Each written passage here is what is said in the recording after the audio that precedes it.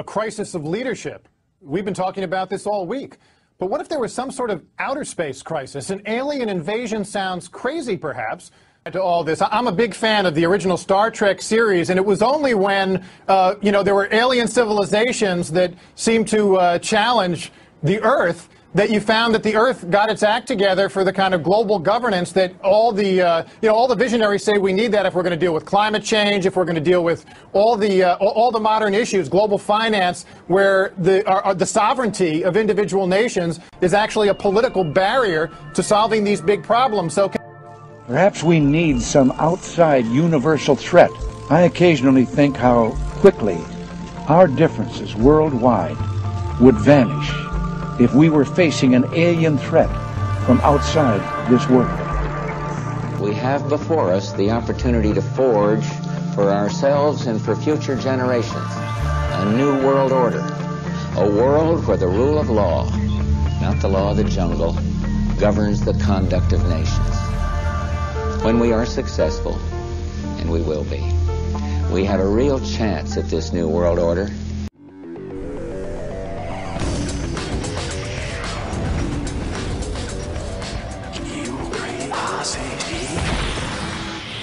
Presented by Apollo 18, in theaters everywhere September 2nd.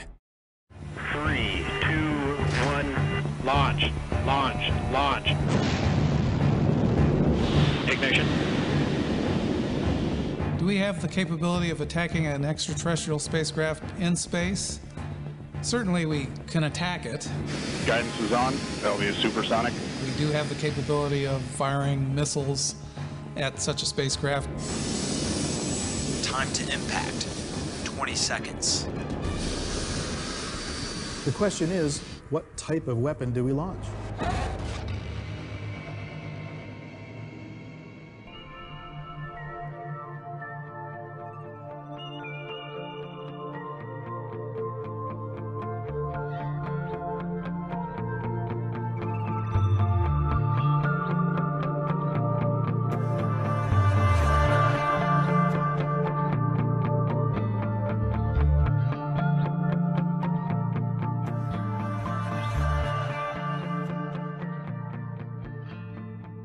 Think you are and what you can do. You do something this government doesn't want. They'll plant dope on you. They'll find something in your hotel room. They will do something and you'll be taken off. Or like usually, if you're a researcher, you'll just disappear and no one will know where you are and nobody wants to talk about it. I'm saying we better wake up and find out we're in trouble.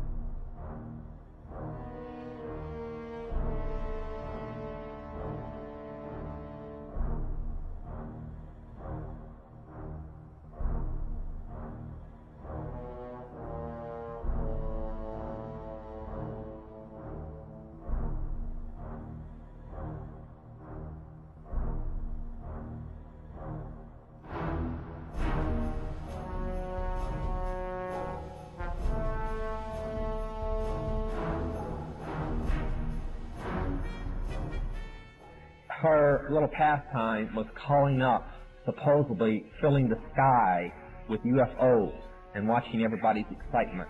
And some of the most outstanding sightings were in the early 70s in Ohio. And she used to laugh about it because she'd be standing in a circle out in the field somewhere calling up demons. And that's all they were angels of light playing games in the sky. Remember, a demon, get the little spooky picture. There are a fallen angel, an unclean spirit. They can assume any form or go into anything.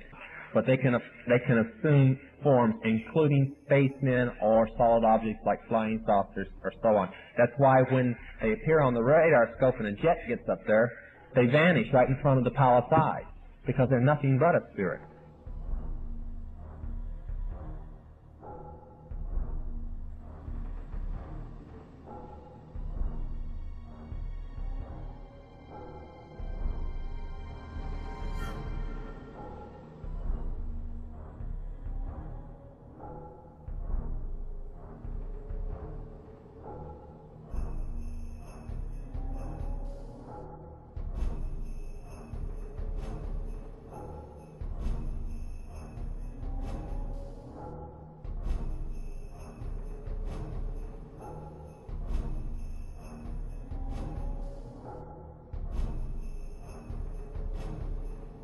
And then, of course, there are plans to create a mock alien invasion.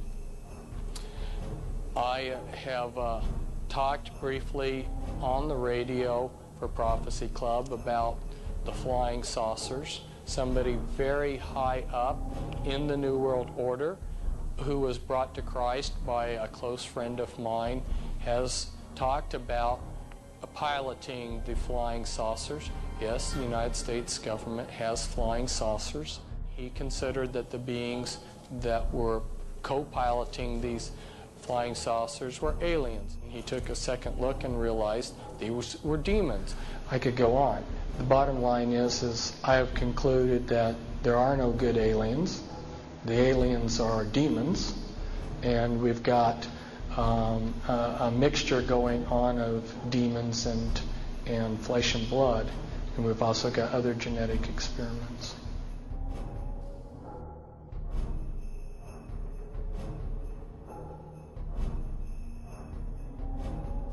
I'm just giving you a tiny sampling of how sophisticated this programming really is. Satan has really outdone himself. And they have a program for infiltrating the churches. And anyone who is a legitimate Christian minister is going to be singled out and targeted.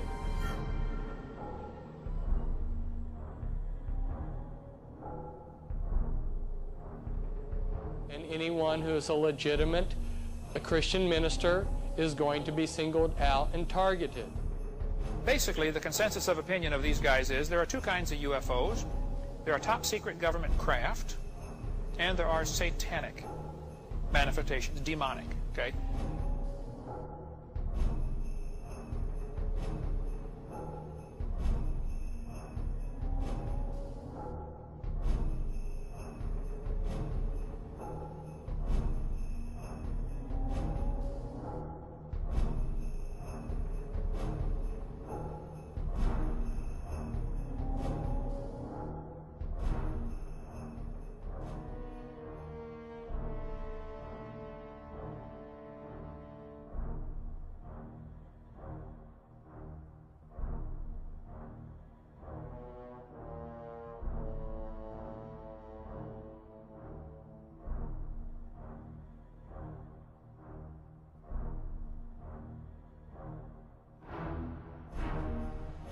Now, I have since come to believe that the extraterrestrial portion of all of this is nonsense, but that the technology is real.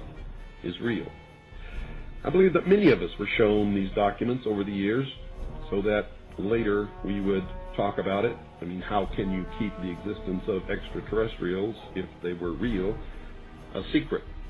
And how could anyone keep quiet knowing that they had seen documentation, official government documents labeled top secret, that expressed that these extraterrestrials were real and had visited this earth? I wanted to know just how true all of this was, and I began a program of research to find out if extraterrestrials were real. What I discovered was amazing. What I discovered, ladies and gentlemen, is that there has been a plan in existence since about 1917, and probably before that, to create an artificial extraterrestrial threat to this earth in order to create a one-world totalitarian socialist government. Experiments have been proposed to test the credibility of an out-of-our-world invasion threat. And it continues on another page. Nevertheless, an effective political substitute for war would require alternate enemies, some of which might seem equally far-fetched in the context of the current war system. It may be, for instance, that gross pollution of the environment can eventually replace the possibility of mass destruction by nuclear weapons as the principal substitute for war. Are you beginning to get the message, folks?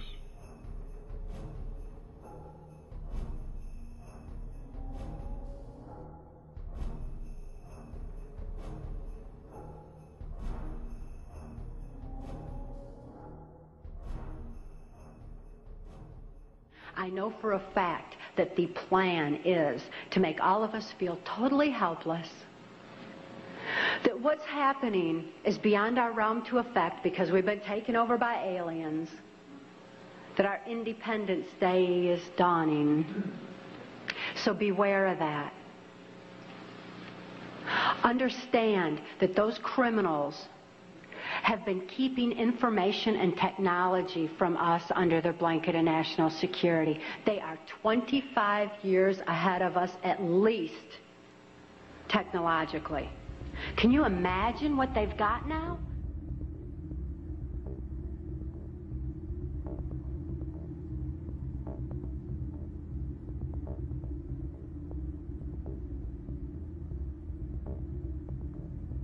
The logo of the X-Files is "The truth is out there."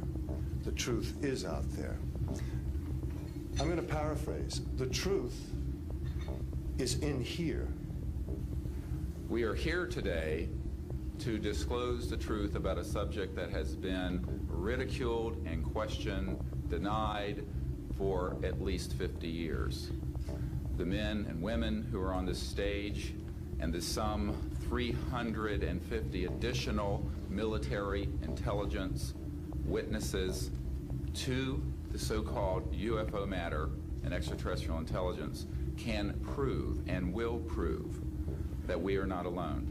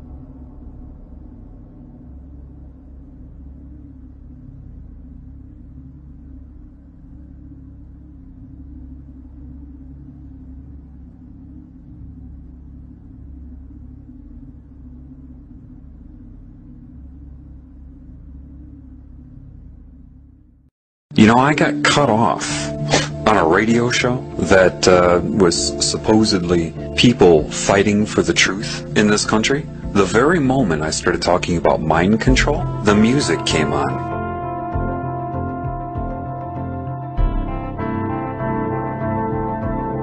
You must assess this world with truth. You must be as a child, meaning pre-programming. That's part of what entering heaven as a child means.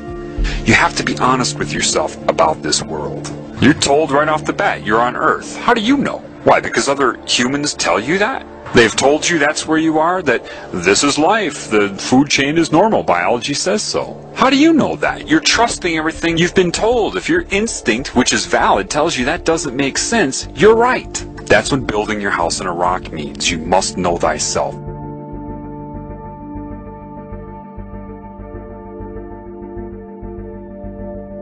Satan controls all of academia, all of the media, all of the money, everything you're told. All its symbols are everywhere. The color blue, the color purple, butterflies. Butterflies are a huge symbol of Satan, the transformation from what you are into what it wants you to be. So it's subconsciously putting that image of metamorphosis out there. You have sorcery being practiced on you. You have all kinds of control methods you couldn't even comprehend. Those who are in control of the world are anti-Christ. It's obvious. They're puppets of Satan. The Antichrist consciousness and control system here was already there back then. The Antichrist, or diseased cancerous consciousness, is what murdered him then, and it has risen since. Understand that. That's what happened. And they can argue it all they want. It's what they do. That's why they argue. That's all they can do, is argue. And eventually they can't answer questions anymore, so they just talk over you. Or, I love this one, you're crazy, you need some therapy. Generally, the people that run the world will come off as the nice ones.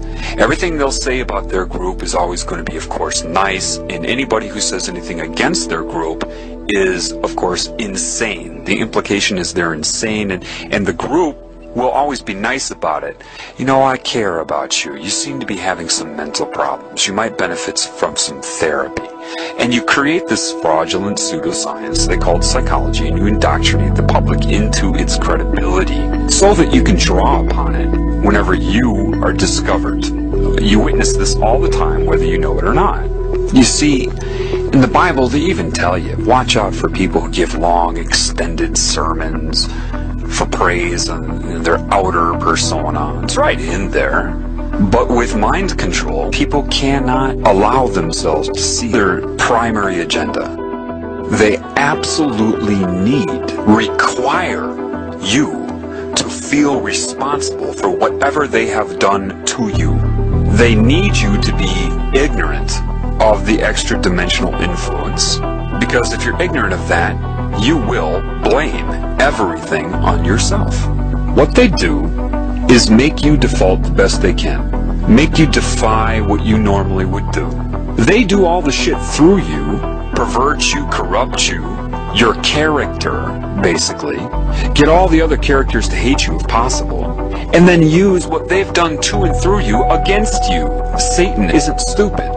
Satan's intellectual strength grows with each new soul that it absorbs. Hence a Marilyn Manson lyric, the more you fear us, the stronger we get. You know, it's a growth. Do you understand that? It's growing like a cancer. Like a bunch of computers that are all linked together for super processing. They see no limits. They want new formulas, new calculations, new colors, new sounds, you know? They break your will until eventually you just give yourself to this cancer consciousness so it can absorb you for itself. That's why people that try to do everything right here cannot.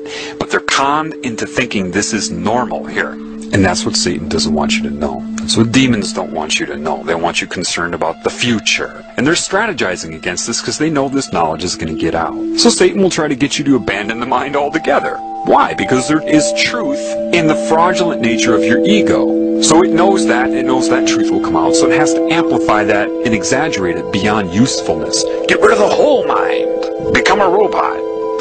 Those been taken over by cancer see the world as math, random calculation of possibility, and it can snowball based upon pain and pleasure.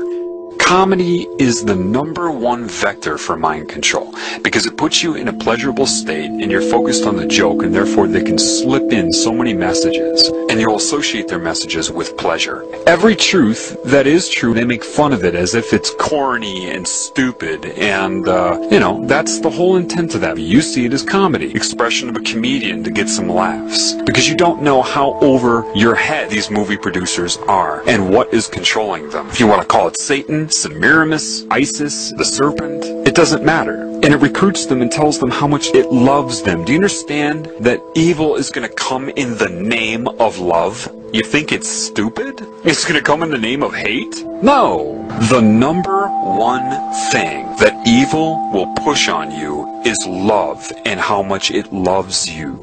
Just like the guy trying to get sex in a bar, telling the girl how much he loves her and how he'll respect her in the morning. Satan plagiarizes to recruit, to entice, to seduce. It plagiarizes the Creator. Just love me. Do whatever you want, just love me, and I'll love you back. Satan coordinates this bullshit New Age movement to get people to dissociate. It's no different than getting drunk.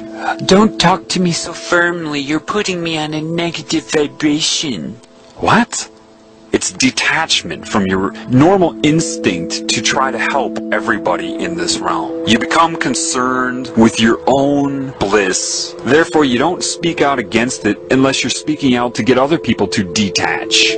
Lilith, right? All the different names for the serpent. There's a difference between using psychic manipulation to enhance your feeling of pleasure, the tingly sensation that it uses, that Satan uses, and true love. And the irony is this. A lot of these people that are worshiping Satan with whatever name they choose, with whatever form Satan is using to seduce them, when they feel love, that's the love of God. But because you can't discern that with all of this confusion here, Satan just takes credit for that. Yes, that was my love.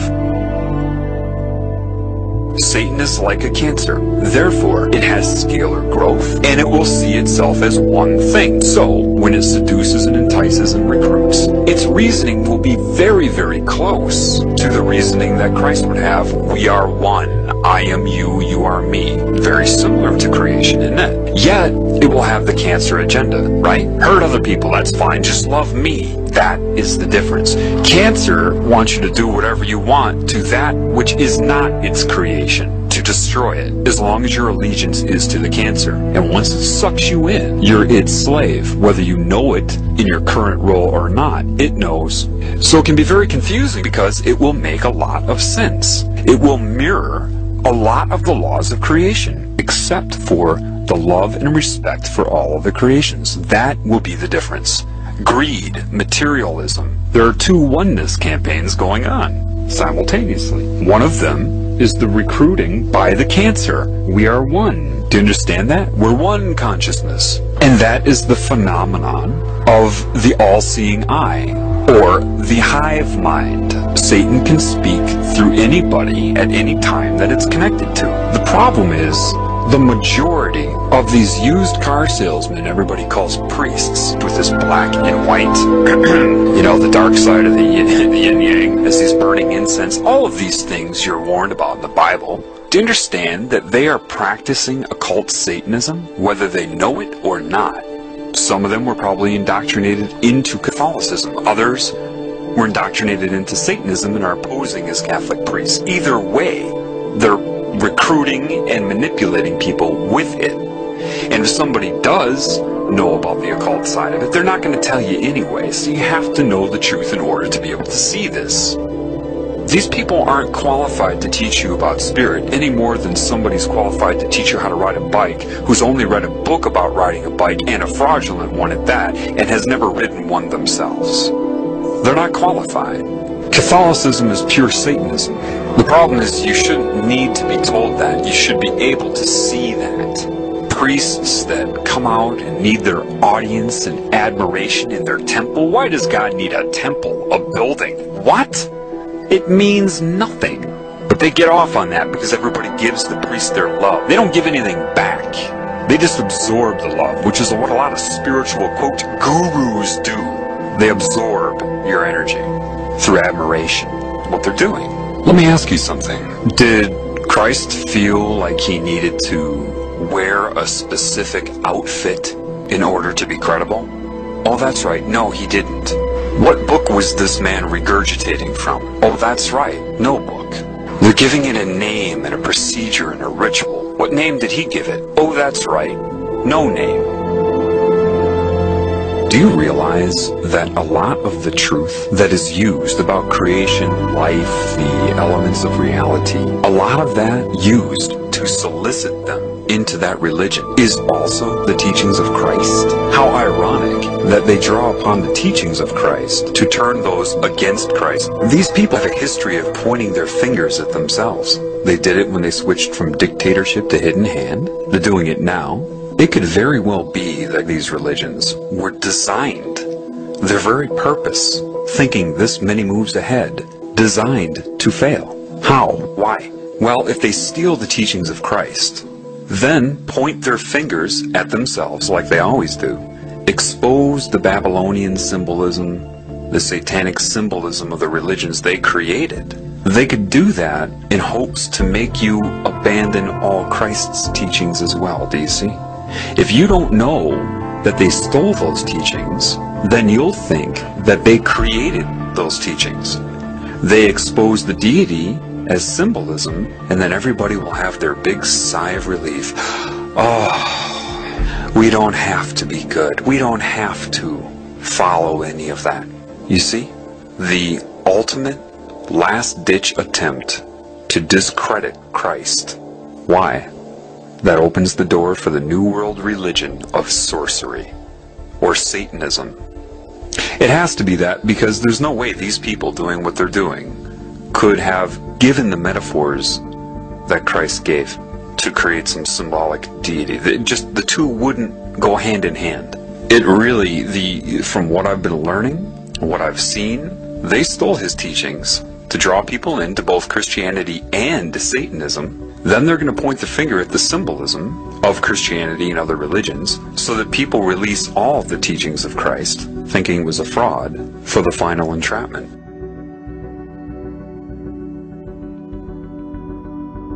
The more that I'm taught, the more that I'm learning, the more I understand what Christ was saying. I mean, from the ground up. I may say it differently, but I understand it. There are a lot of people that are like, yeah, I understand it too. That's not what I mean. I mean, I truly understand it. So, one thing I know is that somebody at some time knew what I'm learning better than I know it. And you can only know that when you know it. And how do I know this person was connected to creation? Well, from what I'm learning. Somebody knew the correct way to perceive this reality, what it was, and how to handle it, how to overcome it. I know the Illuminati didn't come up with a lot of those parables. They couldn't have, because if they could, meaning they had the understanding, the knowledge that builds the foundation reaching the conclusion in these parables, if they knew that, they wouldn't be doing what they're doing right now. Let me say that again. If these people that created religion knew and understood the meaning behind those parables, they would not be doing what they're doing right now. Therefore, I know that somebody knew outside of this control system. So, by deduction, based upon what I know, the man existed. I can only infer that they stole the teachings of this man to sell this pagan worship of Satan. Why did he keep his mouth shut when they questioned him? A, they didn't want to know the truth, and B, they weren't going to give him 2 weeks to try to lead him to the truth. Therefore, he couldn't answer the questions. He just kept his mouth shut. And he knew they were all under demonic mind control. Forgive them, they know not what they do. Why do you think you didn't know what you were doing? I sold my soul to the devil. I know it's a crappy deal. This it came with a few toys like a Happy Meal. That's how I got introduced to the music industry. I swear I wanted to be like the Amy Grant of music. Yeah. But it didn't work out, and so I sold my soul to the devil. Why do you still do it? Why are you still out here? Well, it goes back to the destiny thing. I made a bargain with it, holding up my end. What was your bargain?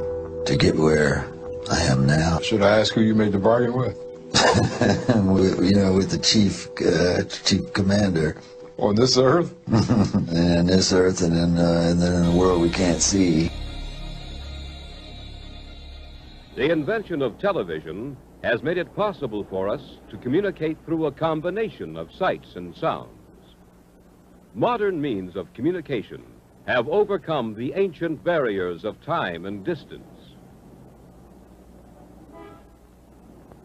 in which is visible a whole new era of communication. In one generation, voice and vision have transcended space. Science, engineering, and organization have harnessed the ratio between light and sound. Do you suffer because your storehouse of words is smaller than you'd like it to be? Well then, hey, don't touch that channel selector. Well then, kids, you don't have to... Hey, I told you not to touch the selector. This is all for you. This is all for you. This is all for you. This is all for you. Psychological warfare has been waged against America for much of this century.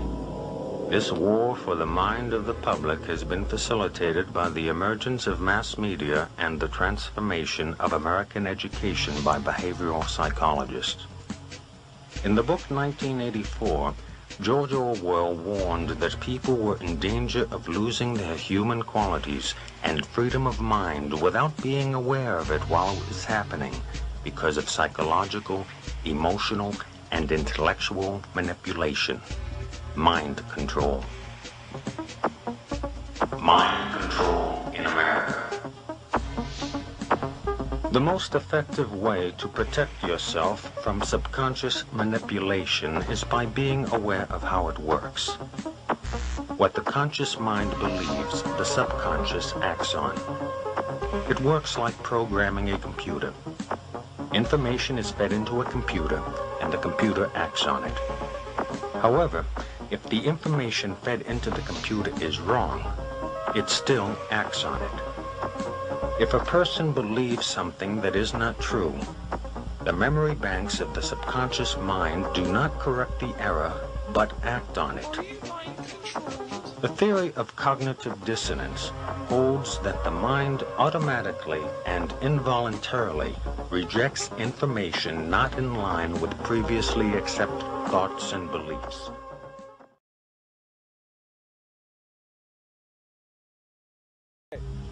Watching television often produces an altered state of consciousness.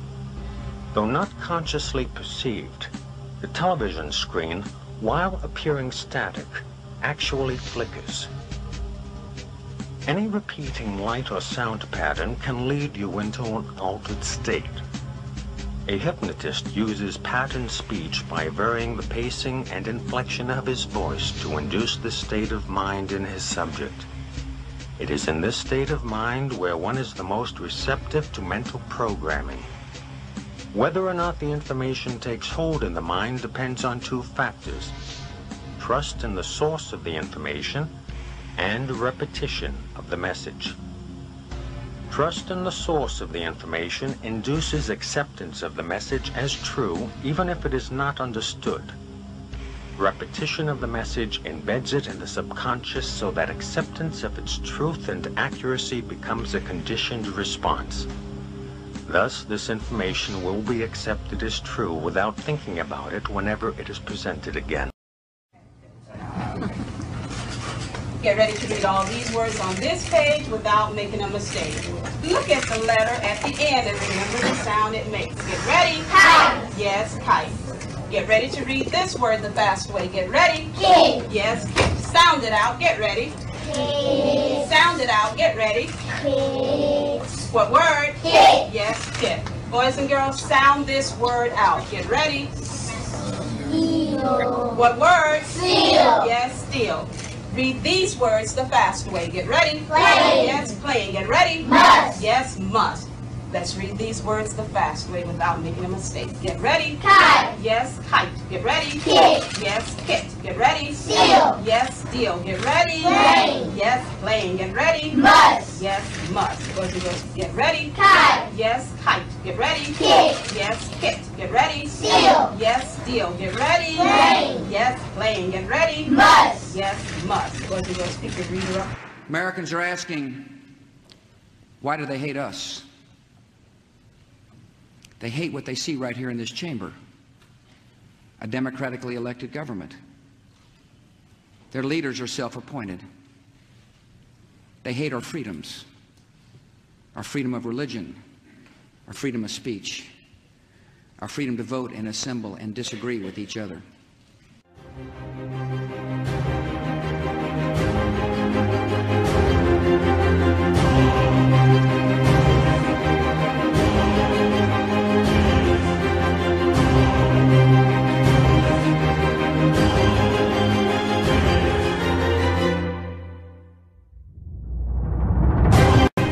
Every nation in every region now has a decision to make. Either you are with us or you are with the terrorists. Either you're with us, either you love freedom and with nations which embrace freedom, or you're with the enemy. There's no in between. You're either with us or you're with the enemy. That's clear. I will continue to make that clear.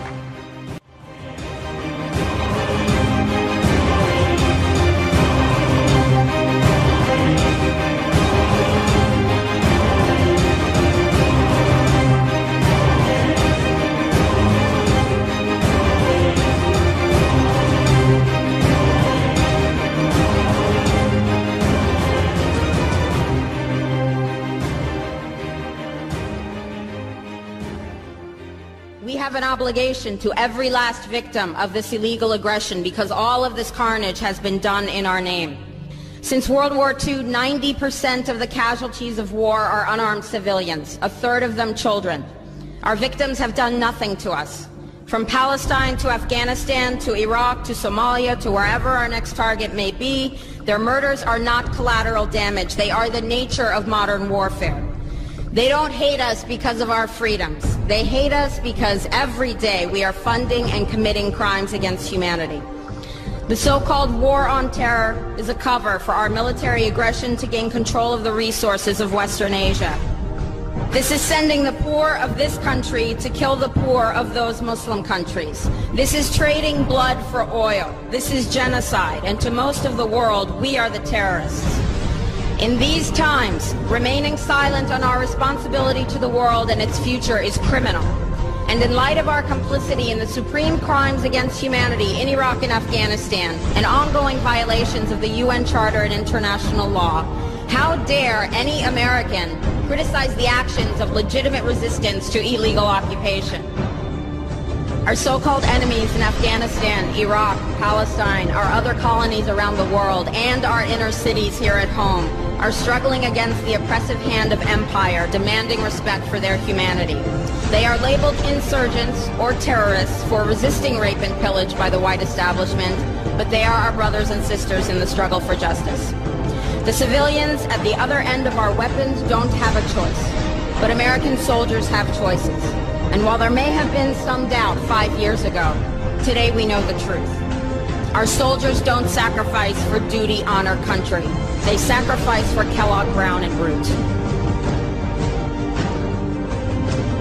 They don't fight for America, they fight for their lives and their buddies beside them because we put them in a war zone.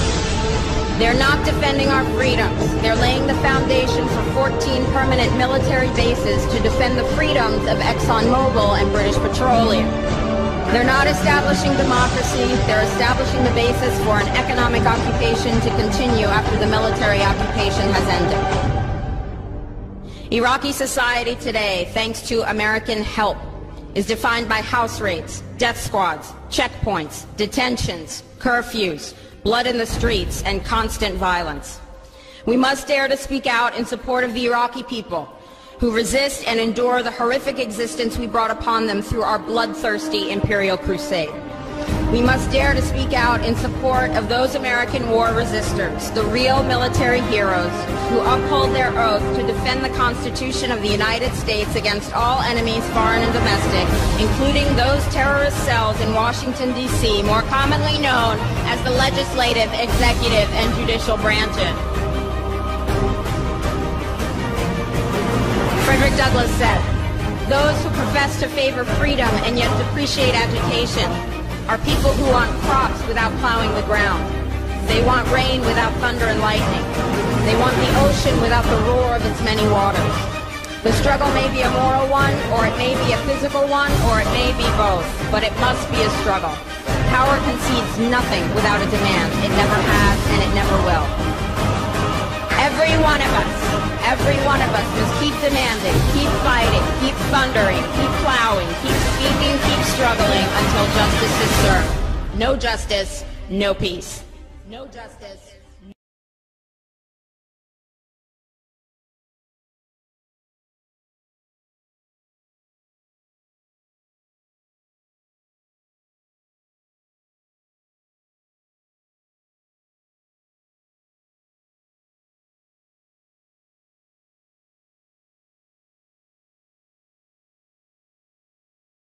Now, I also mentioned, too, that a fellow that has been in touch with me for an awful long time, his brother was in the CIA, or is in the CIA. He will never talk about the CIA to him. He'll never give anything away whatsoever, except one bit of advice. He said, never watch the television. Never watch the television. It's the greatest scientific indoctrination tool ever devised. Haven't you figured that out? It's changed the whole culture of nations, not just one nation. Why do you think it was mandatory that everybody in Britain give access to televisions by the government? Why do you think China is under the same program to get everyone with a TV right now? Because they love to have you entertained. Do you really think that? And India's on the same route as well right now too.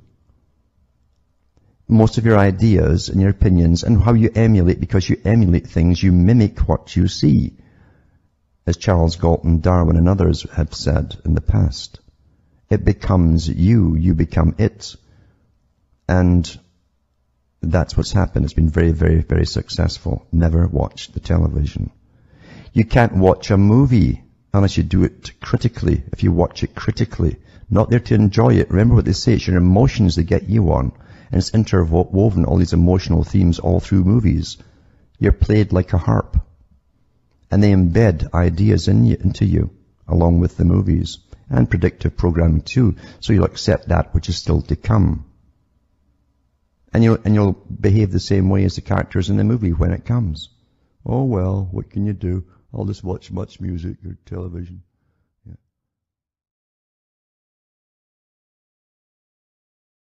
Today to meet the woman of my dreams. I've been talking to this girl on the internet for a while. I've actually been trying to save some money to go see this woman. Did you talk to her online? I go to the library, believe it or not, to talk to this woman. I met her on MySpace, and she's a very beautiful woman. She's tall, skinny, she's redhead, very beautiful woman. Why don't we do it this way? Because you've never met her before. Never met her. Well, then I'm going to ask you to leave for a few moments, and we'll want to bring her out, let the audience meet her, and then we can both observe you two meeting, which will be nice. And let's bring him back now. Here's Brad. How you doing? So good to meet you. It's kind of nervous on national TV, I know, but like I wanted to ask, like maybe like you could be my girlfriend. Well, Brad, I have to tell you, I'm a man.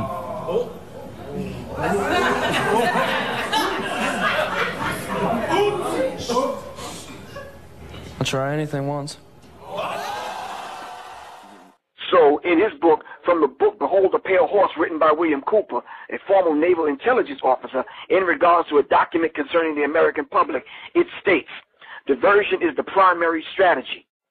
The simplest method for securing silent weapons and gaining it is to keep the public undisciplined and ignorant of basic system principles while keeping them confused. And this is what these reality shows are doing. Confused about gender, confused about political, confused about your role. You understand what I'm saying? Confused about religion, confused about politics. It says keep them confused, disorganized, and distracted with matters of no real importance. Whereas the media, MEDIA, which stands for Multi-Ethnic Destruction in America, or Maniac European Devils in Action, keeps the adult population's attention diverted from real social issues and captivated by matters of no real importance. It goes on to say, the schools are keep the young public ignorant of real mathematics, real economics, real law, and real history. One of the things that surprises a lot of people, and it shouldn't because it's publicly known, is that our education system is not about educating as much as it is about socializing. Like the duckling in the chicken yard. If you take that duckling and raise it with the chickens, it's going to be imprinted, it's going to behave like the chickens. And in that very real sense, we perpetuate this. The danger is we don't just perpetuate it, we don't just enculturate it, but it's the only sane way we see to raise our children. And the result is there's no escaping it. C.S. Lewis said, when training, which is Skinner, Pavlov, beats education, civilization dies.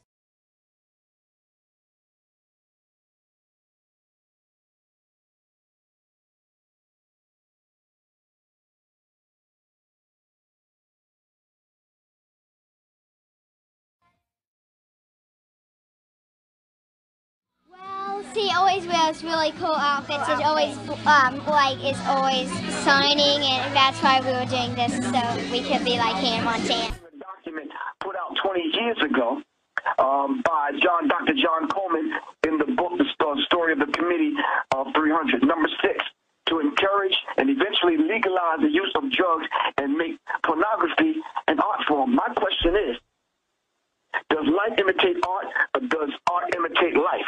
If you're going to make pornography an art form, and then make it an art form to whom? Your little babies, my little babies? How does that work?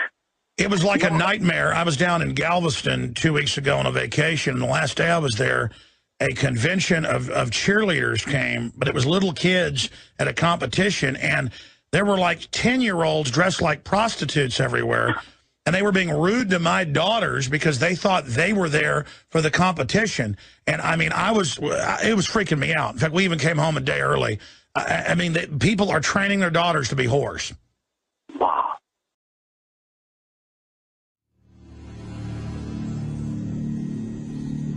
Although education has proven to be highly effective in controlling human behavior, more intensive research would need to be conducted away from the prying eyes of the public. The Tavistock Institute was set up by the British Empire to really study mind control and to scientifically drill down into human behavior and put in textbook form systems of basic control so that could be duplicated out to government and corporate entities. And Tavistock has been involved at every level of social engineering. The Tavistock Clinic was founded in 1920 and operated as part of the Psychological Warfare Division of the British military. It was initially a voluntary outpatient clinic for treatment and research and was made up of general physicians, neurologists, and psychiatrists to facilitate the treatment of neurosis and shell-shocked British soldiers returning home from World War I. Going through their own publications on Amazon, you can find that some of their books cost like $18,000, $20,000. And what that tells me is they don't want the average person to be anywhere near getting their hands on this book, because what it gives you inside those books is the teacher's edition, to use an abstraction, as opposed to the students sitting around the class not knowing what the answers to the questions are. There's a group of people who are being given the answers to all the questions about how we act, react, and how we've been understimulated with curiosity in order to make us more subordinative. Entertainment is kept below the 6th grade level. When you start hearing songs like Laffy Taffy and these kind of songs would hit your lower chakras and vibrate that negative energy, activating your pituitary gland, releasing those hormones. Now you got grown-ass men making songs for 12 and 13-year-olds. Teach, bro. I.e. Jay-Z. You understand what I'm saying? So the public is kept busy working, and the result is no time to think. And that's exactly what they produced. And they wrote about it inside of a book called the Tavistock Institute of Human Relations, Shaping the Moral, Spiritual, Cultural, Political, and Economic Decline of the United States by John Coleman. Now, John Coleman is the gentleman that wrote the Committee 300. And the Committee 300 is that organ that decide what the trends are going to be in the black community. So when you start seeing people wearing mohawks and tight pants and wearing 2 earrings and acting like women, that was manufactured and put among us. Teach, brother. Teach, brother. You understand what I'm saying? So we have to understand that. How they did it, they said they devised a system. And the aim of the 12-atonal system that they devised jointly by British intelligent operatives from Tavistock University or Tavistock Institute in England. They put these 12 tones among us, all right, and created this thing, punk rock and this other uncontrollable music. Look up Operation Paperclip and it'll tell you all about it. But Adorno was a system of music that could program the mass music culture capable of eroding the morals of its listeners until they decline to a point where they will totally be degraded by it. And that's what's going on today. The music is bringing us down to an animalistic level, to the point where we don't even care about the art form. We just want a paycheck. Yes, sir. So now it's cool for a Jim Jones to come out talking about nah, nah, nah, nah, nah. And grown folks go for it. You understand what I'm saying? It's cool for these cats to come out with songs talking about I'm stupid, you stupid, we stupid. Why does that appeal to grown men and grown women? Well, that's the thing. It's funny. You said all this stuff about rappers and stuff that I thought was pretty scary. And then it all started coming out in the news right after you said it, about how it's a weird sex cult and Illuminati. And now they're all bragging that's what they're in. Yeah, I think now they're trying to make it Well, how you call you say it so much it becomes less important. They're acclimating. They're just throwing it out there. It's a fad. Everybody needs to do this. Yeah, right. No, it's still dangerous, and people are still losing their lives and losing their minds and ultimately losing their souls. I don't know why they're into this. Reportedly, Lady Gaga, it's been confirmed by multiple friends and managers. Someone has to sleep in the room with her, and she's tortured by demons. And thinks she's followed around by ghosts. Well, yeah, you're telling little girls to worship the devil. Bad stuff's going to happen to you. Exactly. So they're admitting these things. These things are out there. People are just not taking it serious. This is actual demon possession. And they're going through rituals in front of millions of people in front of our Tony Blair admitted that he falls to the ground every morning and is possessed by the angel of light. This is mainstream news. And he said, yeah, what's the big deal? And flops around on the ground. The devil's called the angel of light. I mean, you can't make this up. No, definitely can't.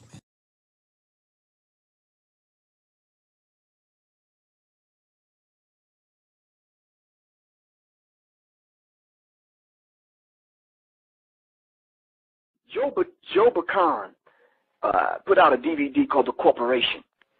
He said children, as tomorrow's consumers, represent a huge market today and therefore a fair game.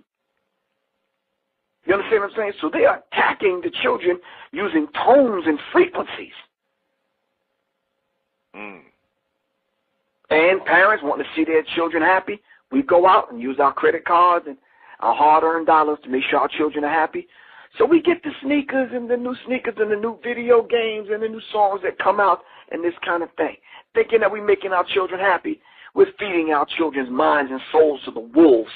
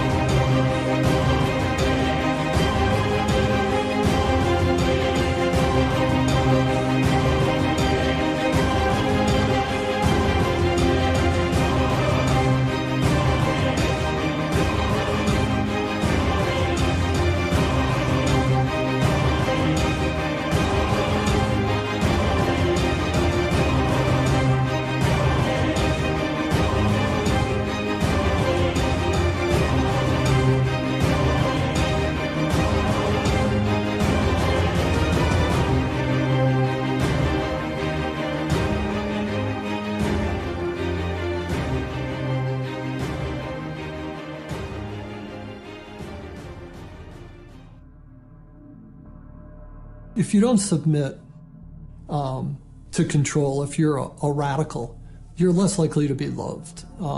You're not fitting in with society. You're viewed as an outsider. There's a lot of social prohibitions about the outsider and the person who's going to upset things. From the time we're very young, we're taught to, worship authority basically because that's our key to survival as young children. But as adults, we never go through the rites of passage that tell us how to methodically think for ourselves, and thus we're always in a state of extended adolescence. Well, we take all this stuff, whether it's the television or it's the enculturation, the schoolyards, the teachers, we take this whole system, we put it into our unconscious mind. And it is the G-I-G-O that comes out, garbage in, garbage out. We simply, in that computer language, have harnessed our own power by accepting all these beliefs as though they are factual, whether it's the flat earth of Columbus, or it's the idea that I'm not good enough to be or to do something I've dreamed to do. To the degree that the individual loses a sense of what freedom really means for himself, mind control is working. This is the constant battle and the struggle. What does my freedom mean to me? What is it? How deep does it go? How far?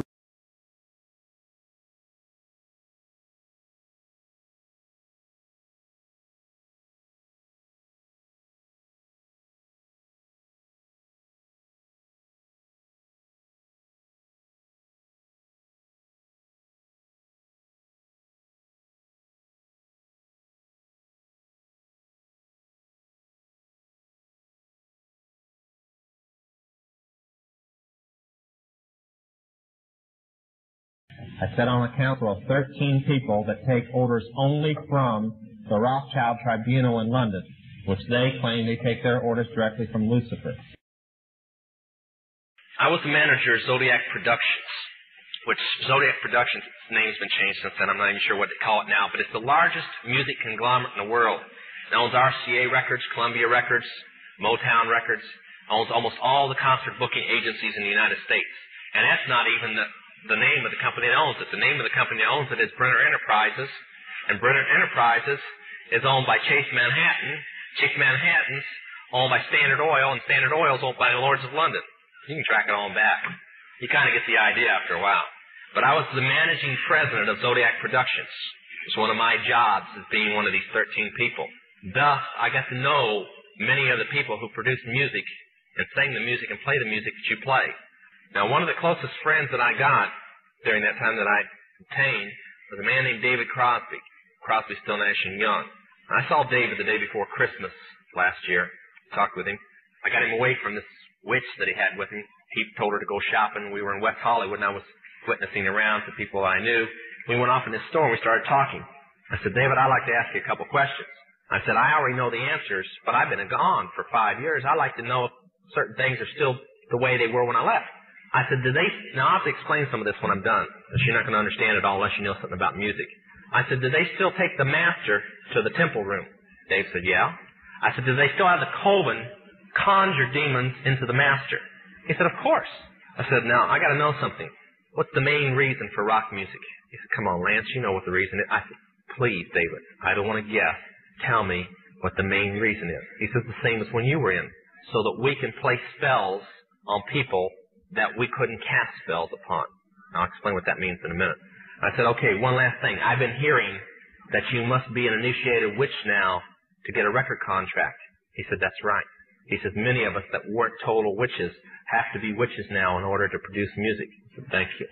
The master is a tape about as big as the top of this podium that looks like an overgrown 8-track that the album is cut on, and it's placed in a machine that produces and presses the records and the 8-tracks and cassettes that you buy.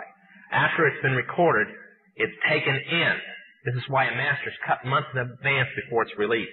On the full moon, it's taken in to a temple room about the size of this auditorium that is in every one of the major music companies, behind locked doors up in the executive offices. And it's placed on an altar sitting in the north of the room, and a pentagram engraved in the floor. And 13 hand-chosen witches and wizards and a coven come in and conjure a principality or a power up, usually Regia or something like that, and order him to tell the demons under him to follow every record and every tape coming off of that master. I sold my soul to the devil. I know it's a crappy deal. This it came with a few toys like a Happy Meal. You know, what was going on in my life at 15, and that's how I got introduced to the music industry. I swear I wanted to be like the Amy Grant of music. Yeah. But it didn't work out, and so I sold my soul to the devil. How I came about being a lyricist is weird, because I started out technically, like I used to write all the time, you know, before I started going into the Rain Man thing, you know. Why do you still do it? Why are you still out here? Well, it goes back to the destiny thing. You know, I made a bargain with it, you know, a long time ago, and I'm holding up my end.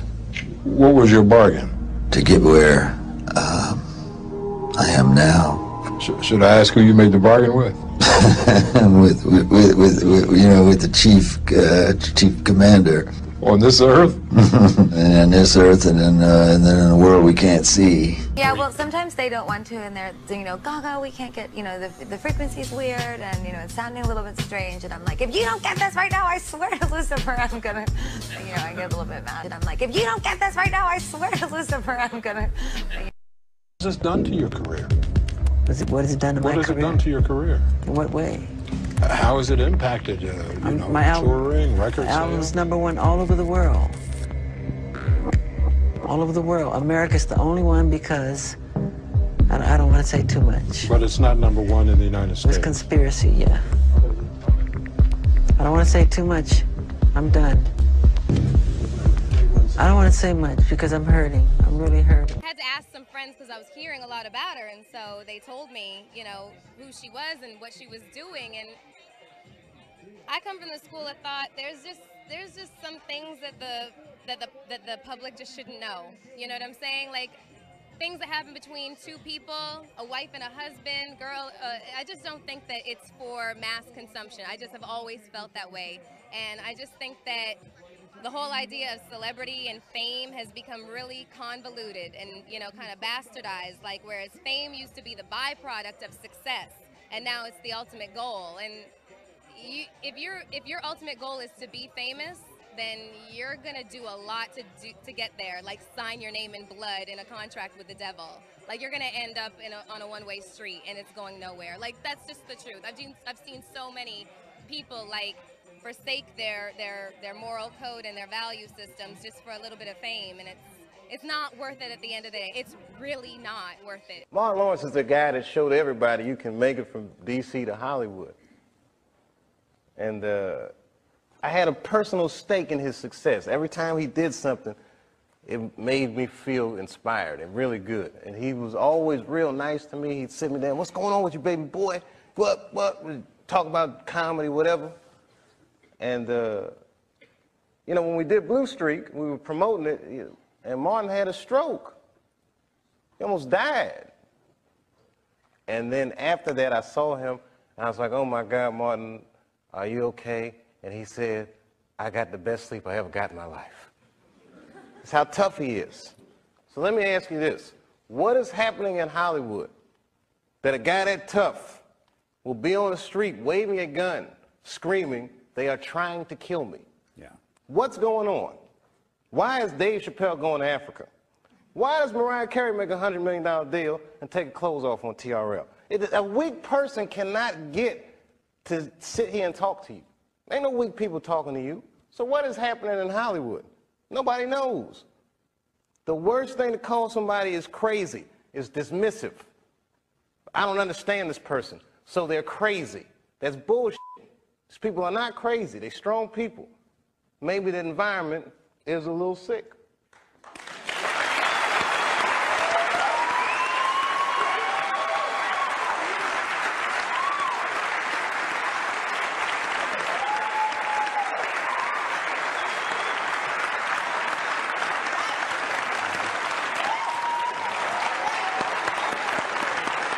some of us are against the Illuminati, and we are against the Illuminati at our own detriment. When people are against the Illuminati, then they get punched in the face all the time. The press hates them, and nobody likes them. End quote. We all love Dave Chappelle.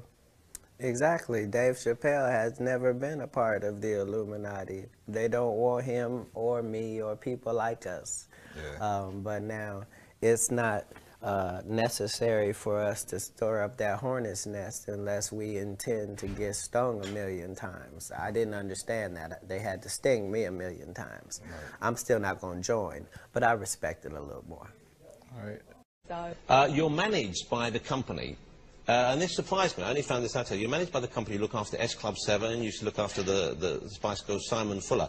Have they tried to mould you in any way, though, if people ask you to do things to change the way you look or speak or behave? Yeah, one of them tried to mold me into a big triangle shape, and I went, no. Nah, you know, I've got my own style. Would you like me to show them how the sign of the curse works? Sign of the curse? Completely different. How does it go? No, not at you people out there in the audience, but this is the difference. Aim it toward Red China, would you? This is the sign of the horns. A curse sign, the 2 fingers extended. This way, spread apart for sort of shotgun blast, you know, all over.